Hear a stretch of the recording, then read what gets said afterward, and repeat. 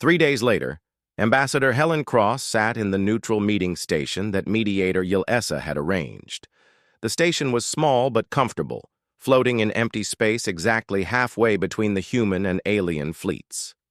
Helen had been chosen as humanity's top diplomat because she was known for staying calm under pressure. Right now, she needed all of that skill. Across the table from her sat High Chancellor Quinara, the supreme leader of this sector of the Empire. The alien was tall and thin, with purple skin and 4 arms. Her species looked somewhat like humans, but her eyes were much larger and completely black. "Ambassador Cross," Quinara said in careful English, "we must speak honestly about your people's intentions." Helen nodded. "I agree completely, Chancellor. But first, I think there are some misunderstandings we need to clear up." Mediator Yilessa floated between them in her transparent sphere. Her jellyfish-like body pulsed with gentle light as she spoke. "Both sides have agreed to share information openly. Ambassador Cross, please explain why human ships are in Empire space." Helen pulled out a data pad and showed it to Quinara. "Chancellor, our ship made a navigation error. We were supposed to be mapping empty space in our own territory. Instead, we accidentally jumped into your space." Quinara's 4 eyes blinked in sequence. "Navigation error?" "Yes. Our young officer made a calculation mistake. Instead of jumping 6 light years, we jumped 60 light years. It was completely accidental." Cultural advisor Max Turner, who was sitting next to Helen, added, "Chancellor, humans make mistakes just like any other species. We're not perfect." Quinara looked confused. "But the legends say humans are warriors who never fail in battle." Helen and Max exchanged glances. "This was the heart of the problem." "Chancellor," Helen said gently, "I think we need to talk about these legends. What exactly have you heard about humans?" Quinara straightened in her chair. "Everyone knows that. Humans are immortal fighters who can destroy entire civilizations. Your ships use weapons that ignore our physics. Your warriors never surrender and never feel fear." Max leaned forward. "Chancellor, may I ask where these stories come from?" "They are ancient knowledge, passed down through generations. My grandfather fought against human pirates in the Outer Ring Wars." Helen looked at her notes. "The Outer Ring incidents happened about 80 years ago. Can you tell us what your grandfather said about them?" "He said that human ships attacked trading vessels with primitive weapons, but somehow they won every battle. Even when their ships were damaged, the humans kept fighting. They used tactics. That made no sense, but somehow worked." Max nodded slowly. "Chancellor, those were pirates and smugglers. They weren't official human military forces, and they were fighting for their lives, so they used desperate tactics." "Desperate tactics?" Helen explained. "When humans are in danger, we sometimes do things that seem crazy to other species. We take risks that others wouldn't take, but we're not immortal or invincible. We just don't give up easily." Quinara looked thoughtful. "So humans can be killed?" "Of course," Helen said. "We get sick, we get injured, and we die just like anyone else. We need food and water and sleep." Through the meeting room's windows, they could see both fleets in the distance. Hundreds of alien ships on one side, 5 human ships on the other. Mediator Yilessa spoke up. "Chancellor Quinara, would you like to see a demonstration of actual human capabilities?" "What do you mean?" Helen activated a communication link to Admiral Stone. "Admiral, could you have one of your ships run a standard combat simulation? Something that shows our real abilities?" "Of course, Ambassador." On the screens around the meeting room, they watched as one of the human frigates began a training exercise. The ship's weapons fired harmless energy bursts at simulated targets. Its movements were smooth and professional, but nothing that seemed superhuman. Quinara watched in amazement. "That's it? Those are your weapons?" "Yes," Helen replied. "They're effective, but they follow the same physical laws as everyone else's weapons." Max pulled up more data on his pad. "Chancellor, I think the problem is that every unexplained event in your space gets blamed on humans. If a ship disappears, people assume humans destroyed it. If a colony fails, people think humans attacked it. But we have records of human invasions. Could you show us those records? Quinara activated her own data device. She showed them reports of various incidents over the past 50 years. As Helen and Max read through them, a pattern emerged. Chancellor, Helen said carefully, these incidents all happened in different parts of the galaxy. Some of them happened at the same time, but hundreds of light years apart. For humans to be responsible for all of these, we would need thousands of ships and millions of soldiers. How many ships do you actually have? Quinara asked. Max consulted his records. In this entire region of space, humans have maybe 50 vessels total. Most of them are cargo ships and research vessels like the Explorer. Quinara's large eyes widened. 50 ships? But our intelligence estimates suggested thousands. Your intelligence was wrong, Helen said gently. We're a small, spacefaring civilization. We've only been traveling between stars for about 100 years. Mediator Yelessa pulsed with blue light. Chancellor, it appears that fear has caused your people to overestimate the human threat. Quinara sat back in her chair, all four arms drooping. So the great human empire that we've feared for decades doesn't exist?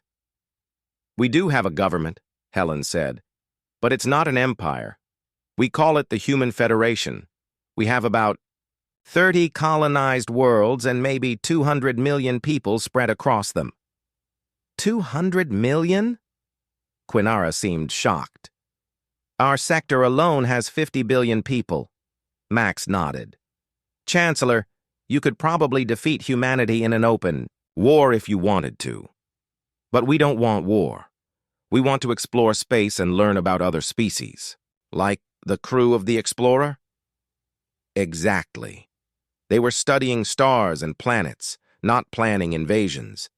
Quinara was quiet for a long moment. Then she began to laugh. It was a strange sound, like wind chimes in a breeze. We evacuated 12 entire worlds because we thought 5 research ships were an invasion fleet? Helen smiled. It seems that way. And we gathered over 1,000 warships to fight 50 humans who were lost and trying to get home? Yes, Quinara laughed harder. This is the most embarrassing military crisis in Empire history. Mediator Yelessa glowed with warm yellow light. It is also an opportunity. Both of your civilizations could benefit from peaceful contact. Helen leaned forward. We would very much like to be friends with the Empire, Chancellor. We could share knowledge, trade goods, and learn from each other. Quinara nodded, her laughter fading to a smile. I think that would be much better than living in fear of mythical human warriors. Max pulled out a bottle of water and took a drink. Quinara watched him with fascination. You really do need water to survive? Every day, Max said. And food, and sleep. We're probably the most ordinary species you'll ever meet. Somehow, Quinara said, that's more reassuring than anything else you could have told me. Helen activated her communication link again. Admiral Stone, please inform Captain Morrison that he's free to return home, and tell him his navigation. Officer is going to become famous as the person who made first contact with an alien civilization. Will do, Ambassador. Though I think Amy would prefer to be famous for something else. 2 weeks later, Captain Jake Morrison stood on the observation deck of the newly established Trade Station Alpha, watching human and alien ships working together to build humanity's first joint diplomatic facility. Ambassador Cross and Chancellor Quinara had signed a friendship treaty the day before. Amy Brooks joined him at the window.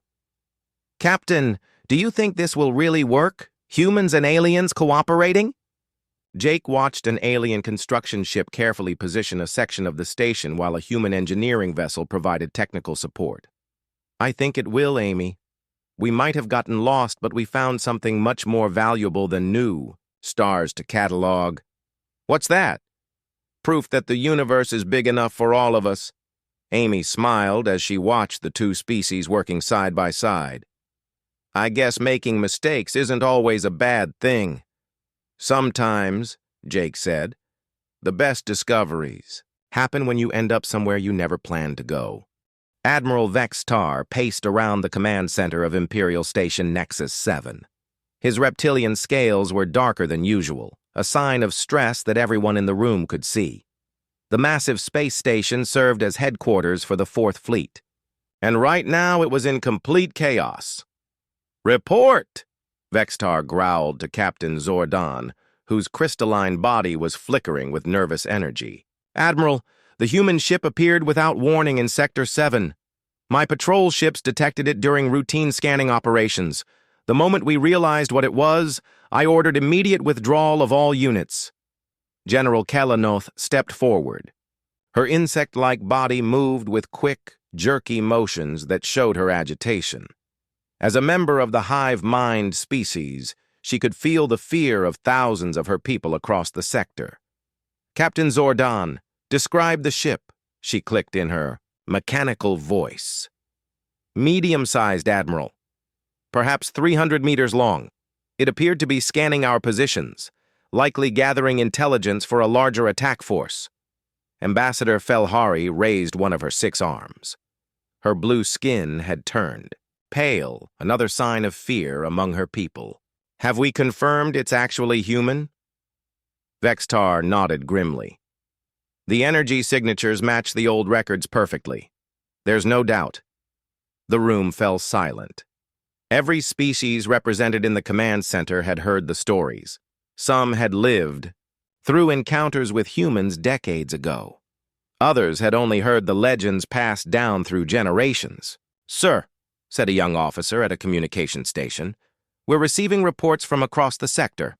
Multiple civilian ships are requesting immediate evacuation assistance." Vextar closed his eyes. This was exactly what he had feared would happen someday. "How many?" 17 colony worlds have declared emergency status. The commercial shipping lanes are shutting down. 3 asteroid mining operations have been abandoned. General Kelanoth's antennae twitched rapidly.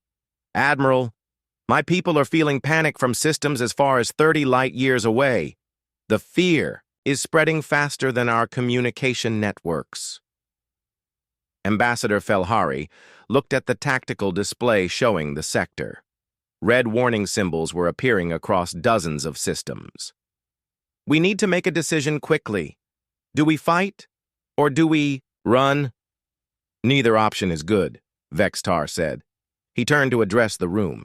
"I want every senior officer who has studied human warfare to give me their assessment." An elderly officer stepped forward. His species looked somewhat like a walking tree, with bark-like skin and branch-like arms. "Admiral, I've spent 40 years studying the human conflicts. Based on historical data, a single human ship is never alone. They work in coordinated groups." "How many ships should we expect?" Kelanoth asked. "The old battles show they prefer overwhelming force. If one ship is here for reconnaissance, the main fleet could be anywhere from 50 to 500 vessels." Gasps filled the room. Even Admiral Vextar felt his blood run cold. 500 human warships would be enough to destroy everything in this sector. "Sir," another officer reported, "we're getting confirmation from long-range sensors. The human ship is definitely conducting detailed scans of our defensive positions." Captain Zordan's crystalline body pulsed with red light. "Admiral, I recommend we begin immediate evacuation of all non-essential personnel. My grandfather fought humans during the Outer Ring Wars. He told me they never show mercy to anyone who opposes them." Vextar had heard those same stories. Humans who fought with primitive weapons against enemies with advanced technology and somehow won. Humans who never surrendered, even when facing impossible odds. Humans who turned every defeat into a learning experience for their next attack. "What about the peace treaties?" Felhari asked hopefully. "There are no peace treaties," Vextar replied. "Humans don't negotiate. They either ignore you or they conquer you. There's no middle ground. A communication officer turned toward them with panic in his voice. Sir, we just lost contact with 3 patrol ships that were monitoring the human vessel. They're simply gone. The room erupted in worried voices. Kayla Noth's hive mind connection was spreading fear across multiple worlds. Her people were preparing for the worst. Admiral, said the tree-like officer, historical records show that humans can disable ships without leaving debris. They have weapons that can make vessels simply disappear. What kind of weapons? Zordan asked. Unknown. Human technology has always been difficult to understand. They use strange combinations of primitive and advanced systems. Their weapons work in ways that don't follow normal physics. Vextar walked to the main display screen. It showed the entire sector with the human ship as a small red dot in the center. Around that dot, dozens of green symbols representing their own ships were moving away as fast as possible. Sir, reported another officer, we have confirmation that the human ship is moving. It's heading toward the commercial shipping lanes. They're going after civilian targets first, Kelenoth said with horror. Just like in the old stories. Ambassador Felhari looked at her datapad. I'm reading reports of mass panic on 7 worlds. People are abandoning cities and heading for the rural areas. They think the humans will target population centers. They're probably right, Vextar said quietly. Humans are known for psychological warfare. They want the civilian population to fear them. A new officer entered the command center, running as fast as his 4 legs could carry him. Admiral, urgent news from Intelligence Division. They've been monitoring human communication frequencies for years. There's been increased chatter in their networks over the past few weeks. What kind of chatter? Vextar demanded. Military. Preparations, sir. Large ship movements. Resource allocations for extended campaigns. All the signs point to a major offensive operation. The room fell silent again. If human intelligence had been preparing for weeks, then this wasn't a random encounter. This was a planned invasion. How long do we have? Felhari asked. The intelligence officer checked his notes. Based on historical patterns, humans typically send advanced scouts 1 to 3 days before their main attack. If this ship arrived today, we could see the main fleet as early as tomorrow. General Kelenoth turned to Admiral Vextar. Sir, I recommend immediate evacuation of all civilians from this sector. My ships can begin transport operations within the hour. Agreed, Vextar said. He turned to address the entire command center. All civilian populations are to be evacuated immediately. Military installations will be abandoned except for essential monitoring equipment. We're pulling back to defensive positions in the core worlds. What about resistance? Captain Zordan asked. Vextar looked at him with tired eyes. Have you read the reports from the Outer Ring Wars? 3 different species tried to resist human expansion. None of them exist anymore. The reality of their situation settled over the room like a heavy blanket. They were dealing with humans, and humans were unlike any other species in the galaxy. They didn't follow the normal rules of warfare or diplomacy. Sir, said the communication officer, should we try to contact the human ship? Maybe we can negotiate. No, Vextar said firmly. Human psychology doesn't work that way. Any attempt at communication will be seen as either weakness or a trap. Our best chance is to avoid contact entirely and hope they lose interest. As if to prove his point, alerts began sounding throughout the command center. The human ship had just increased its scanning intensity. Whatever it was looking for, it was getting closer to finding it. Admiral Vextar looked around at his officers. Each represented a different species, different worlds, different cultures. But right now, they all shared the same expression of fear. They were about to face humanity, and none of them expected to survive the encounter. The data transfer between the curator's ship and the Horizon's edge continued for hours.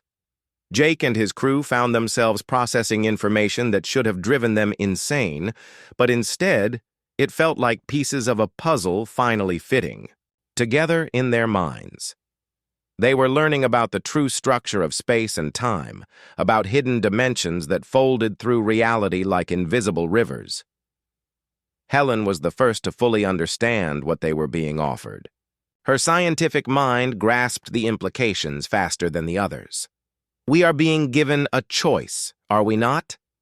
We can accept this knowledge and everything that comes with it, or we can walk away and pretend this never happened. The curator had become completely human in appearance now. It looked like someone who could have been born on Earth, with features that seemed familiar and trustworthy. The choice must be made freely. My creators learned long ago that forcing evolution on a species leads only to destruction and madness. If humanity accepts this burden, it must be because you truly want to help protect all life in the galaxy. Tony had been monitoring the changes happening to their ship's systems. His engineering equipment showed readings that should have been impossible.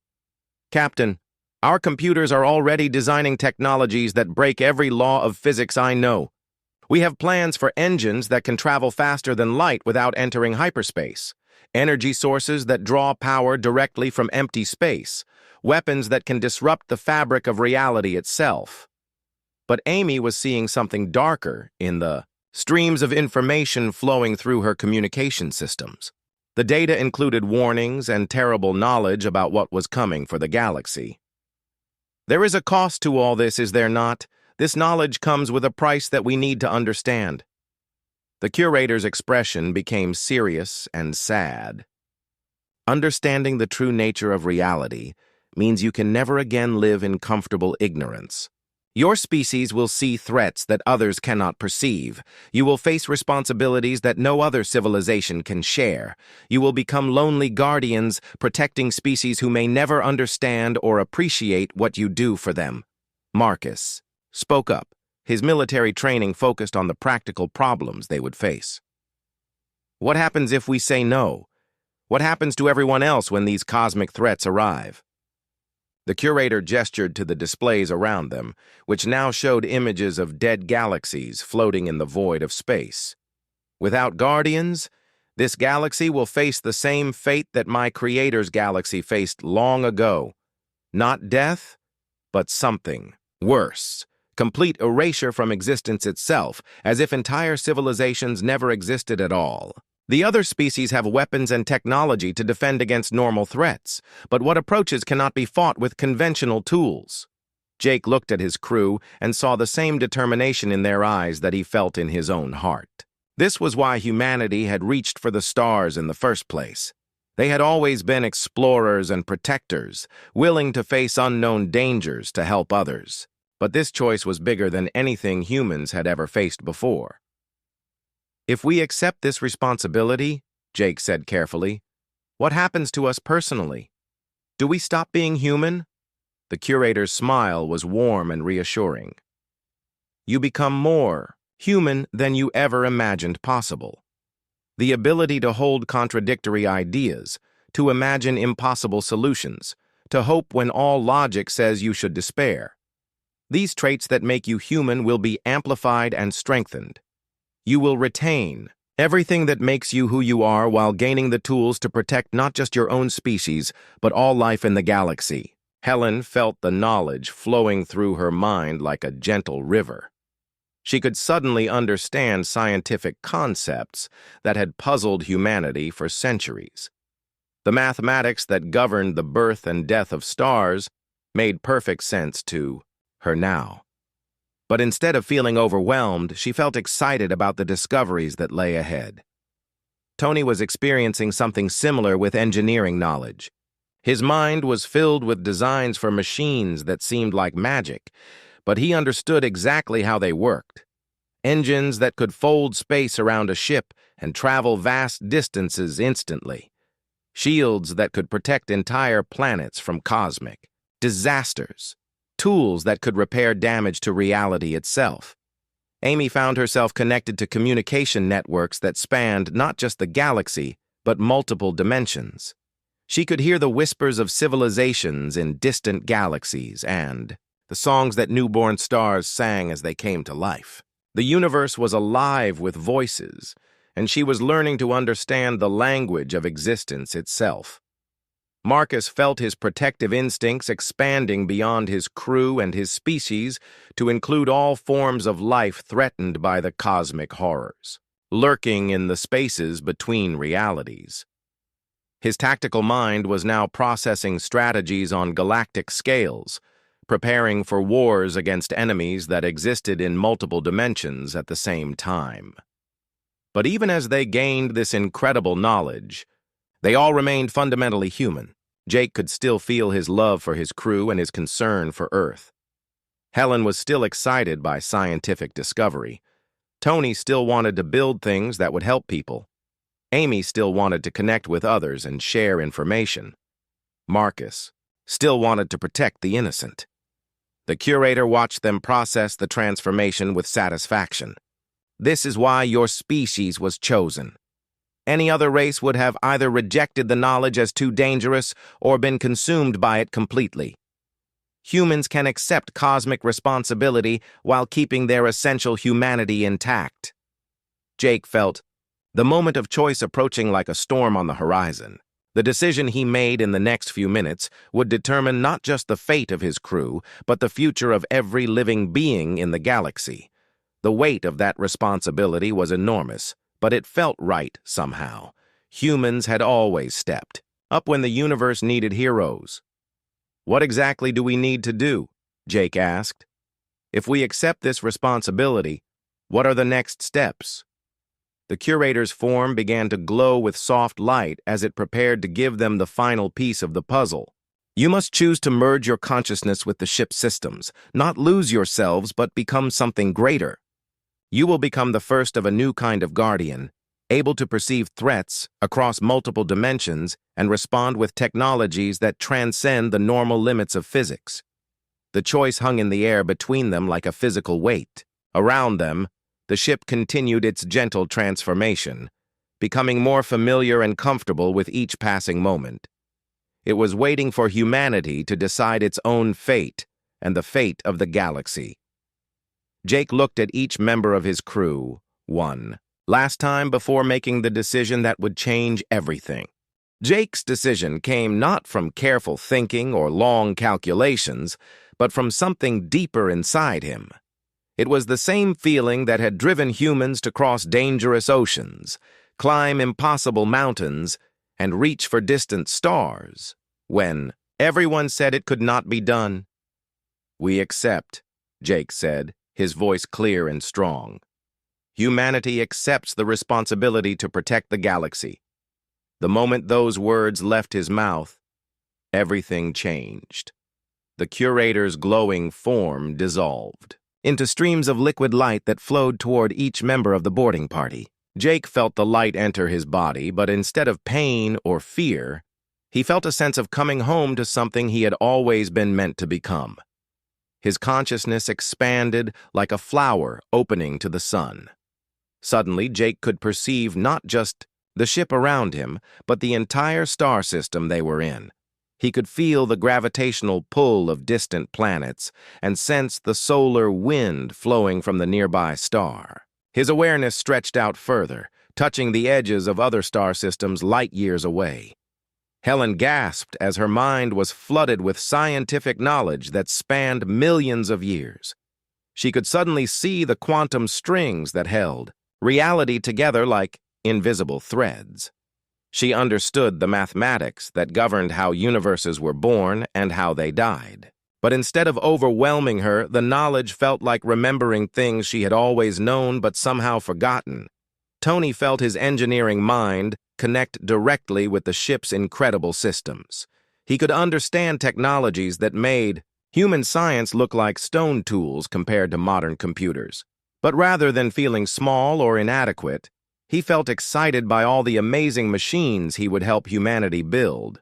He could see designs for starships that could travel between galaxies and tools that could repair damaged planets. Amy found herself connected to communication networks that reached across dimensions she had never imagined existed.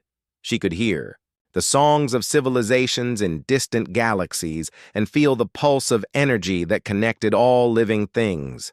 The universe was full of voices speaking in languages of light and thought, and she was becoming fluent in the deepest language of existence itself. Marcus felt his desire to protect others expand beyond anything he had ever experienced. His tactical mind was now processing strategies that covered entire galaxies, preparing for wars against enemies that existed in 11 dimensions at the same time. He could sense threats moving through the dark spaces between realities, and he knew exactly how to fight them. But even as they gained these incredible new abilities, they all remained completely human. Jake still felt love for his crew and concern for Earth. Helen was still excited by scientific discovery and wanted to learn more. Tony still enjoyed building things that would help people live better lives. Amy still wanted to connect with others and share what she learned. Marcus still felt the need to protect innocent people from harm. The curator's voice spoke one final time, but now it came from within their own thoughts rather than from outside. The ship is yours now, as is all the knowledge of my creators. But remember always that you are still human. That is your greatest strength, not a weakness to overcome. Use your humanity to find solutions that pure logic and advanced technology cannot provide. As the transformation finished, Jake felt the massive ship responding to his thoughts and desires. It was no longer an alien vessel that had rejected other species for thousands of years. Now it was an extension of humanity's reach into the cosmos, a tool that would help them protect all life in the galaxy. He could sense other ships like this one scattered across the galaxy, ancient guardians waiting for crews who could handle their incredible power.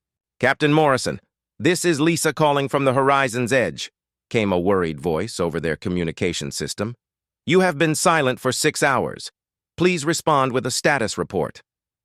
Jake smiled as he looked at his transformed crew. They still looked exactly like the humans they had always been, but now there was something more behind their eyes. A cosmic awareness burned there like stars, knowledge of wonders and terrors that spanned the universe. "Patch me through to Earth Command, Lisa. Tell them we have found humanity's new purpose among the stars." As they prepared to return to their own ship, Helen noticed something remarkable happening to the alien vessel around them. The ship was changing again, but this time it was becoming something that was both human and something greater. The impossible angles and twisted corridors were reshaping themselves into clean lines and familiar spaces. The hull was taking on the appearance of brushed steel, rather than the light-absorbing darkness it had shown before. "It is learning from us," Helen realized with wonder in her voice. "The ship is not just giving us alien technology. It is helping us create something new, something that combines human creativity with cosmic knowledge." The vessel that had terrified and rejected every other species in the galaxy had finally found its perfect crew. And humanity, the young species that had always dreamed of reaching the stars and making a difference, had found its destiny as the guardians of all who shared the vast darkness of space. In the days that followed their return to human space, news of the discovery spread like wildfire through every human colony and space station. When people learned that ancient guardian ships were choosing human crews, volunteers began lining up at recruitment centers across human space. Young men and women who had always dreamed of adventure among the stars now had a chance to protect entire civilizations. The other alien species in the galaxy watched with amazement as the ships that had rejected them for millennia began accepting human crews. Some were jealous. Others were relieved that someone was finally able to handle the responsibility. But all of them began to look at humanity with new respect and sometimes fear. Jake and his crew became the first of many human guardians. They traveled between star systems in their transformed ship, watching for signs of the cosmic threats that only they could perceive and fight. They discovered that the universe was far more dangerous and wonderful than anyone had imagined, filled with wonders that inspired hope and horrors that required constant vigilance.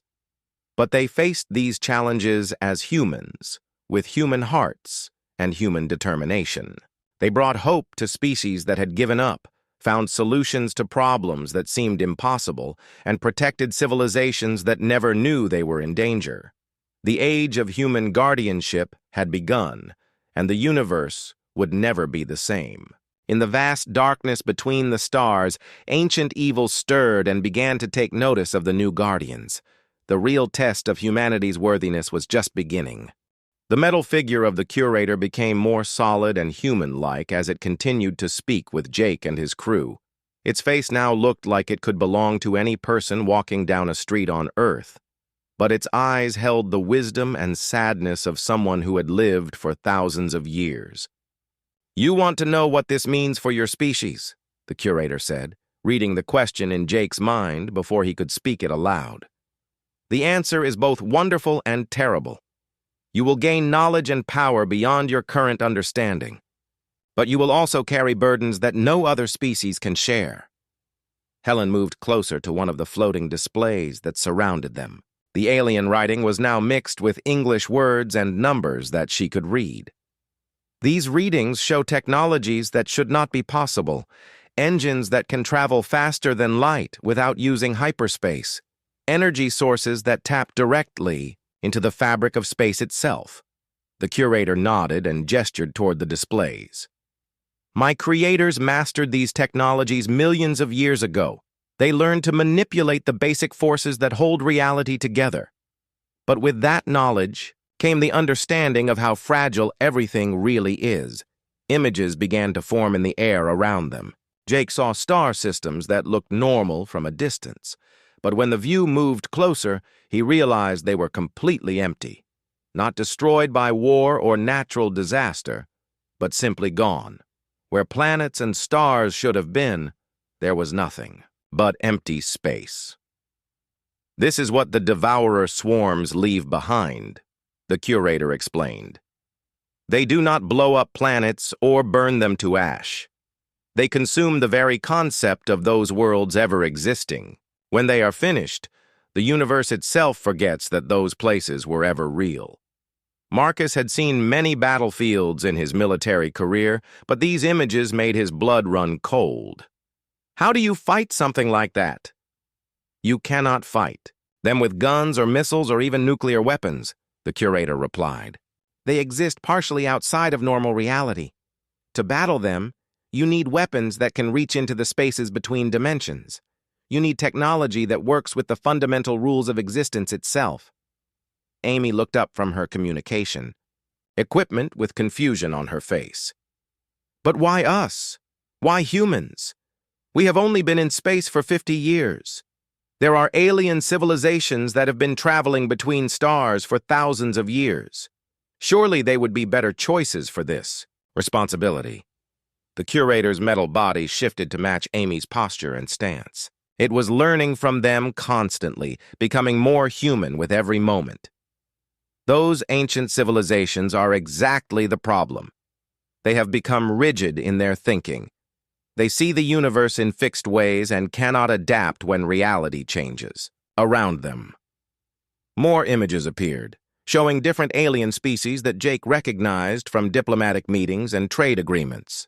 The bug-like Zephyrians, the crystal beings of the Consortium, the gas cloud creatures called Void Walkers.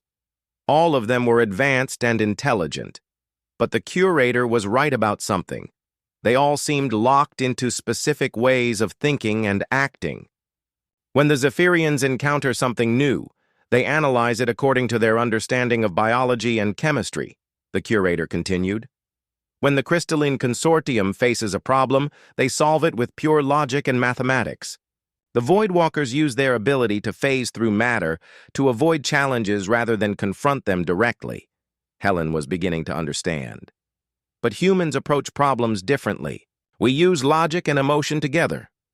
We can believe in things that contradict each other. We imagine solutions that should not work, and then we make them work anyway.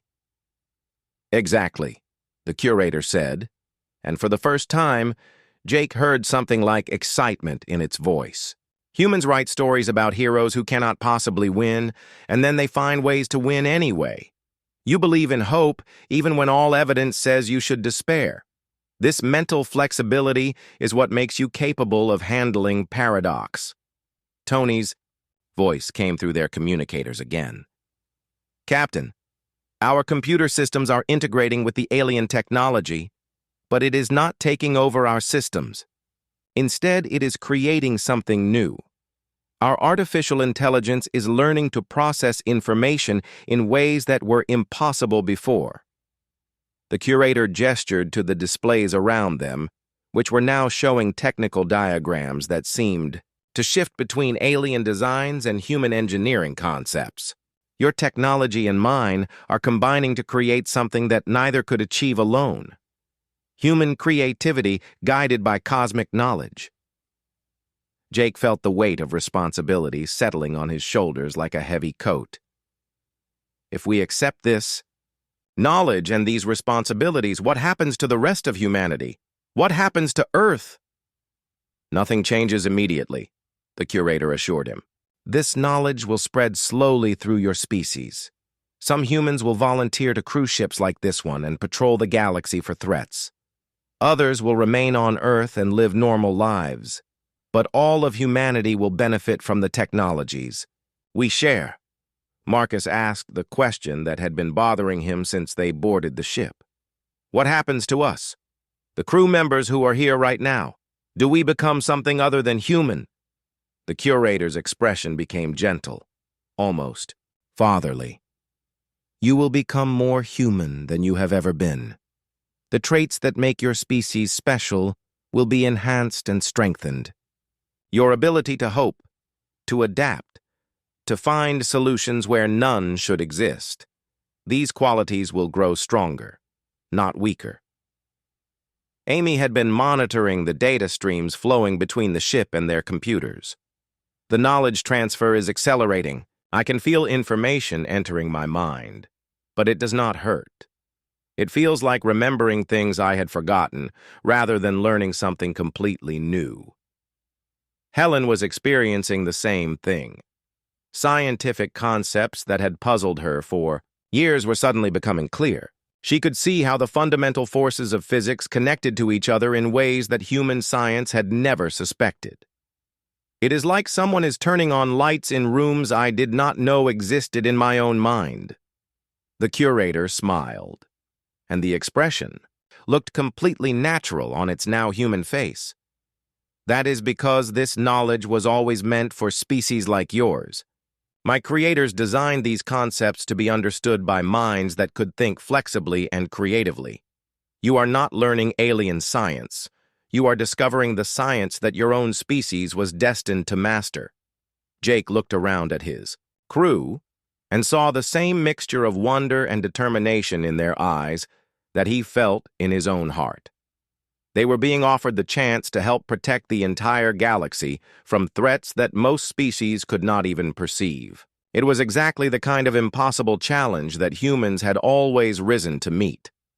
What do we need to do? Jake asked. The curator's answer would determine the future of humanity and every other species in the galaxy. The ancient intelligence had been waiting 14,000 years for this moment, and now the choice was in human hands.